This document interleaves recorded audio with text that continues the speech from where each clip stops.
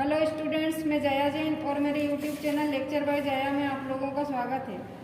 आप लोगों ने मेरा पिछला वीडियो नहीं देखा हो तो आप पहले उसे पूरा देखें, क्योंकि ये वीडियो उसी का पार्ट 2 है। वीडियो फुल स्क्रीन पर जूम करके आप कॉपी में नोट करेंगे तो आपको बोर्ड एग्जाम में काफ़ी मदद मिलेगी। वीडियो कई बार सुनकर याद कर सकते हैं। 12th क्लास के सेट पेपर की वीडियो अभी इसलिए बना रही हूँ क्योंकि गवर्नमेंट स्कूल में ये set open book pre board की तर्ज पर बच्चों को सॉल्व करने के लिए दिए गए हैं। शिक्षा विभाग का उद्देश्य इसके जरिए रिजल्ट सुधारना है। और मैं भी एक गवर्नमेंट टीचर हूँ। क्लास 11-12 को अर्थशास्त्र पढ़ाती हूँ। वीडियो के जरिए पैसा कमाना मेरा उद्देश्य कतई नहीं है, बस आप लोगों के ज्ञान में वृद्धि होती रहे, यही एकमात्र उद्देश्य से अपना कीमती समय निकाल कर मैं वीडियो बना रही हूँ। मुझे उम्मीद है कि आपको मेरा पढ़ाने का ये तरीका बहुत पसंद आएगा और आप लाइक भी करेंगे। तो आइए शुरू करते हैं। डी सेट का पार्ट 2 देख रहे हैं हम। प्रश्न नंबर 20, आय का स्तर बढ़ने तथा घटने का मांग की लोच पर क्या प्रभाव पड़ता है? जिन लोगों की आय बहुत अधिक या बहुत कम होती है उनकी मांग बेलोचदार होगी। आय के बढ़ने घटने से इनके द्वारा की गई मांग पर कोई प्रभाव नहीं पड़ेगा, जबकि मध्यम वर्ग वाले लोगों की आय बढ़ने या घटने पर मांग लोचदार होगी। इनकी आय बढ़ने पर वस्तु की मांग बढ़ेगी और आय कम होने पर वस्तु की मांग कम होगी। जिनके पास पैसा बहुत ज़्यादा है उन्हें वस्तु के मूल्य से कोई फर्क नहीं पड़ता है। ज़्यादा पैसे वाले लोग किसी भी मूल्य पर वस्तु खरीद सकते हैं और जिनके पास पैसा बहुत ही कम है वो ज़्यादा चीज़ें खरीदना पसंद नहीं करते हैं, वो अपनी आय के अकॉर्डिंग ही काम करते हैं। लेकिन आय का प्रभाव मध्यम वर्ग के लोगों पर ज़्यादा इसलिए पड़ता है क्योंकि उनकी इनकम घटती बढ़ती है। अगर उनकी इनकम बढ़ रही है तो वो ज़्यादा चीज़ें खरीदेंगे और इनकम कम हो रही है तो वो कम चीज़ें खरीदेंगे। प्रश्न नंबर 21, मांग की लोच को प्रभावित करने वाले घटकों के नाम बताइए। ये उपभोक्ता की आय। उपभोक्ता की आय बढ़ने या घटने पर भी मांग घटती या बढ़ती है, जैसा कि पिछले प्रश्न में देखा। उपभोक्ता की रुचि, फैशन और आदत का भी मांग पर प्रभाव पड़ता है। अगर फैशन बदल रही है तो उपभोक्ता उस चीज़ को कम खरीदेगा। मौसम भी मांग को प्रभावित करता है, जैसे ठंड के मौसम में गर्मी के कपड़े खरीदे जाते हैं, ऊनी वस्त्र खरीदे जाते हैं। गर्मी के दिनों में कूलर, फ्रिज, आइसक्रीम इनकी बिक्री ज़्यादा होती है। वस्तुओं के मूल्य में कमी या वृद्धि भी मांग को प्रभावित करती है। मूल्य घटेगा मांग बढ़ेगी और मूल्य बढ़ेगा तो मांग कम होगी। ये मांग का नियम कहलाता है। प्रश्न नंबर 22, सीमांत उपयोगिता से क्या आशय है? सीमांत उपयोगिता ह्रास नियम लागू होने के कोई 2 कारण बताइए। वस्तु की अंतिम इकाई से प्राप्त होने वाली उपयोगिता को सीमांत उपयोगिता कहते हैं। जैसे कोई व्यक्ति 5 गुलाब जामुन खा सकता है, ये उसकी कुल उपयोगिता है कि 1 गुलाब जामुन खाएगा, 2 खाएगा, 3 खाएगा, 4 खाएगा, 5वें के बाद वो मना कर देगा। 5वें गुलाब जामुन को खाने के बाद उसे जो उपयोगिता प्राप्त हो रही है वह सीमांत उपयोगिता कहलाएगी और उसके बाद में उसे शून्य उपयोगिता प्राप्त होगी क्योंकि अब वो नहीं खा सकता है। सीमांत उपयोगिता ह्रास नियम लागू होने के कारण जैसे जैसे वस्तु के उपभोग की मात्रा बढ़ती है वैसे वैसे सीमांत उपयोगिता घटती जाती है। किसी भी वस्तु के उपभोग की एक सीमा होती है, उस सीमा के बाद उपयोगिता ऋणात्मक होने लग जाती है। तो कुल उपयोगिता और सीमांत उपयोगिता में संबंध होता है कि कुल उपयोगिता जब अधिकतम होती है तब सीमांत उपयोगिता शून्य हो जाती है। जैसे कि गुलाब जामुन की कुल उपयोगिता 5 है और 5 खाने के बाद व्यक्ति की सीमांत उपयोगिता शून्य हो जाएगी और उसके बाद अगर उसने और गुलाब जामुन खाना चाहे तो उसकी ऋणात्मक उपयोगिता होगी क्योंकि अब उसकी कैपेसिटी खत्म हो रही है और कुल उपयोगिता भी घटने लगेगी। तो जब सीमांत उपयोगिता शून्य होती है तब कुल उपयोगिता अधिकतम होती है। ऐसा प्रश्न कई बार ऑब्जेक्टिव में या रिक्त स्थान में पूछा जाता है, तो ये बात अच्छे से ध्यान रखेंगे कि सीमांत उपयोगिता शून्य होती है तब कुल उपयोगिता अधिकतम होती है। इसका उल्टा भी पूछ सकते हैं कि कुल उपयोगिता अधिकतम होगी तब सीमांत उपयोगिता कैसी होगी? तो शून्य होगी। क्यों होगी?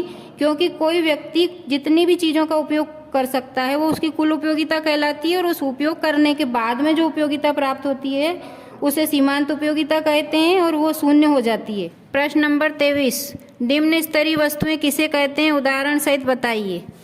निम्न स्तरीय वस्तुओं को निकृष्ट वस्तु या गिफिन वस्तु भी कहते हैं। ये घटिया किस्म की वस्तुएं होती है, इनका मूल्य कम होने पर मांग बहुत अधिक नहीं होती है। उपभोक्ता की आय बढ़ती है तो वह निम्न स्तरीय वस्तुएं नहीं खरीदता है, श्रेष्ठ वस्तुएं खरीदना पसंद करता है। जबकि एक निर्धन व्यक्ति गेहूं न खरीदकर ज्वार बाजरा खरीदकर अपनी आय का कुछ भाग अन्य कार्यों में लगाता है, इसे गिफिन का विरोधाभास नियम भी कहते हैं। उदाहरण के लिए गेहूं का मूल्य अधिक होने पर ज्वार बाजरा खरीदना और सोने का मूल्य अधिक होने पर पीतल आदि अन्य धातुओं के जेवर बनवाना, ये गिफिन वस्तु का नियम है। अगला प्रश्न, बाजार मूल्य एवं सामान्य मूल्य में अंतर स्पष्ट कीजिए। बाजार मूल्य अल्पकालीन मूल्य होता है जबकि सामान्य मूल्य दीर्घकालीन मूल्य होता है। बाजार मूल्य का निर्धारण मांग और पूर्ति के अस्थायी संतुलन द्वारा होता है। सामान्य मूल्य का निर्धारण स्थायी संतुलन द्वारा होता है। बाजार मूल्य पूर्ति की अपेक्षा मांग अधिक प्रभावी होती है, जबकि सामान्य मूल्य में मांग की अपेक्षा पूर्ति अधिक प्रभावी होती है। बाजार मूल्य सभी वस्तुओं का होता है, जबकि सामान्य मूल्य केवल उन वस्तुओं का होता है जिनका पुनः उत्पादन किया जा सकता है। जिन वस्तुओं का पुनः उत्पादन नहीं किया जा सकता उनका कोई सामान्य मूल्य नहीं होता।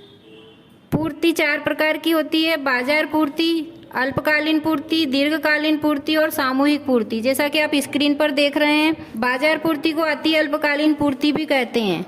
अल्पकालीन पूर्ति बाजार पूर्ति की अपेक्षा इसमें थोड़ा सा समय अधिक मिलता है, कुछ घंटे या 1 दिन का समय, इसे अल्पकालीन पूर्ति कहते हैं। दीर्घकालीन पूर्ति विक्रेता के पास समय बहुत अधिक रहता है, मांग के अनुसार पूर्ति की जा सकती है। किसी विक्रेता के पास बड़ा ग्राहक आया है और उसने अगर जरूरी मांग डिमांड की है तो उसे पूर्ति करने के लिए समय मिल सकता है कि जबकि दीर्घकालीन पूर्ति होगी तब। सामूहिक पूर्ति बिजली की आवश्यकता होने पर कई स्रोतों से जल विद्युत, पवन ऊर्जा, सोलर पैनल आदि से इसकी पूर्ति की जा सकती है। एक अच्छी मुद्रा में कौन कौन से गुणों का समावेश होना चाहिए उसका वर्णन कीजिए। एक अच्छी मुद्रा के लिए आवश्यक है कि लोग उसे स्वीकार करें। मुद्रा ऐसे पदार्थ से बनाई जाए जो शीघ्र नष्ट ना हो, मतलब टिकाऊपन भी होना चाहिए। लेन देन और भुगतान सरलता से किया जा सके, ये अच्छी मुद्रा का गुण होता है। मुद्रा गुणक क्या है? गुणक का मूल्य क्या निर्धारित करता है? मुद्रा गुणक या साख गुणक से आशय मूल जमा राशि और व्युत्पन्न जमा राशियों की कुल मात्रा के बीच अनुपात से है। इसका सूत्र है साख गुणक बराबर व्युत्पन्न जमा राशियों की कुल संख्या बटे प्रारंभिक जमा राशि। गुणक का मूल्य बैंकों की साख निर्माण की क्षमता निर्धारित करता है। साख गुणक जितना अधिक होगा, बैंक उतनी अधिक मात्रा में मुद्रा का निर्माण करेगी। साख गुणक 10 होगा तो साख निर्माण भी 10 गुना होगा। लेकिन नकद कोष अनुपात CRR जितना कम होगा, साख गुणक उतना अधिक होगा। CRR कम होगा तो बैंक उतना ही मुद्रा निर्माण अधिक कर सकेगी। अगला प्रश्न है, मांग के नियम के अपवाद लिखिए। मतलब है कि मांग का नियम कहाँ कहाँ लागू नहीं होता है। तो इसका उत्तर है आवश्यक वस्तु जैसे नमक, दवाइयाँ, किताबें आदि पर यह नियम लागू नहीं होता है। मूल्यवान वस्तुओं पर भी मांग का नियम लागू नहीं होता है। मूल्यवान वस्तुओं के मूल्य में कमी या वृद्धि से उसकी मांग में घटना और बढ़ना ज़्यादा संभव नहीं होता है। गिफिन या निम्न कोटि की निकृष्ट वस्तुओं पर भी मांग का नियम कार्य नहीं करता है। जो निम्न कोटि की वस्तुएं उनका मूल्य बहुत कम भी हो जाएगा तो भी लोग उसे ज़्यादा मात्रा में नहीं खरीदेंगे। अज्ञानता या शानो-शौकत के कारण भी व्यक्ति वस्तु का मूल्य नहीं देखता है। सीमांत उपयोगिता ह्रास नियम का महत्व बताइए। मांग के नियम का आधार, जैसे जैसे उपभोक्ता किसी वस्तु का उपभोग करता है वैसे वैसे उस वस्तु की उपयोगिता कम होती जाती है। इसीलिए प्रथम वस्तु के मूल्य की अपेक्षा दूसरी, तीसरी और चौथी वस्तु का मूल्य लगातार कम होता जाता है। मूल्य निर्धारण में सहायक होता है। सीमांत उपयोगिता ह्रास नियम नए उत्पादन को भी प्रोत्साहित करता है और उपभोक्ता की बचत में भी सहायक होता है। अगला प्रश्न, उत्पादन फलन के आवश्यक तत्वों का उल्लेख कीजिए या उत्पादन फलन को प्रभावित करने वाले घटक के नाम बताइए। पूंजी की मात्रा जितनी अधिक होगी उत्पादन उतना ही अच्छा होगा। बाजार का क्षेत्र जितना व्यापक होगा उत्पादक को उतना लाभ मिलेगा।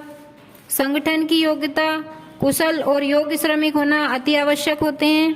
तकनीकी ज्ञान और विशिष्टीकरण से उत्पादन को बढ़ाया जा सकता है। अगला प्रश्न है, लागत वक्र U आकार के क्यों होते हैं? लागत वक्र उत्पादन के प्रतिफल की तीनों अवस्थाओं को बताते हैं। प्रारंभ में उत्पादन कम होने की वजह से उत्पादन लागत कम होती है।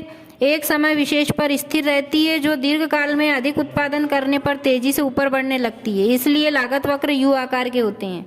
इसका प्रश्न कई बार पूछा गया है, इसलिए इस प्रश्न को ज़्यादा याद करना है। घाटे के बजट से क्या आशय है? सरकार के बजट में दर्शाए गए विभिन्न प्रकार के घाटों का वर्णन कीजिए। घाटे के बजट से आशय उस बजट से है जिसमें सरकार को प्राप्त होने वाली अनुमानित आय की अपेक्षा सरकार द्वारा किए जाने वाले व्यय अधिक होते हैं। सरकार अर्थव्यवस्था में फैली मंदी को दूर करने, अतिरिक्त संसाधनों की व्यवस्था करने, आर्थिक विकास करने, समग्र मांग में वृद्धि करने और बेरोजगारी को समाप्त करने के लिए कई प्रकार के घाटे के बजट बनाती है। रिजर्व बैंक में जमा धनराशि से इसकी पूर्ति की जाती है और कई प्रकार के टैक्स लगाकर भी घाटे के बजट को पूरा किया जाता है, जैसे बजटीय घाटा, राजस्व घाटा, मौद्रीकृत घाटा और राजकोषीय घाटा। घाटे का बजट लाभदायक क्यों होता है? सरकार अपनी आय से अधिक व्यय करती है, इसे घाटे का बजट कहते हैं। सभी देशों के लिए घाटे का बजट बनाना ज़्यादा लाभदायक होता है, क्योंकि ऐसा करने से सरकार लोगों से अधिक मात्रा में टैक्स वसूली कर सकती है। इससे मांग में वृद्धि होती है, उत्पादन बढ़ता है, लोगों की आय बढ़ती है और रोजगार के नए नए अवसर उत्पन्न होते हैं। व्यापारी वर्ग को घाटे के बजट से लाभ होता है, जबकि मध्यम वर्गीय, श्रमिक और निम्न आय वाले लोगों को घाटे के बजट से नुकसान होता है। मध्यम वर्गीय और श्रमिक निम्न आय वाले लोगों पर टैक्स का भारी लोड हो जाता है। अगला प्रश्न है, विदेशी विनिमय दर का अर्थ बताइए। स्थिर और लोचपूर्ण विनिमय दर की तुलना कीजिए। एक देश की मुद्रा का दूसरे देश की मुद्रा में व्यक्त मूल्य विदेशी विनिमय दर या विनिमय दर कहलाता है। विनिमय दर यह बताती है कि एक देश की मुद्रा के बदले दूसरे देश की कितनी मुद्राएं ली जा सकती हैं। स्थिर विनिमय दर और लोचपूर्ण विनिमय दर में अंतर।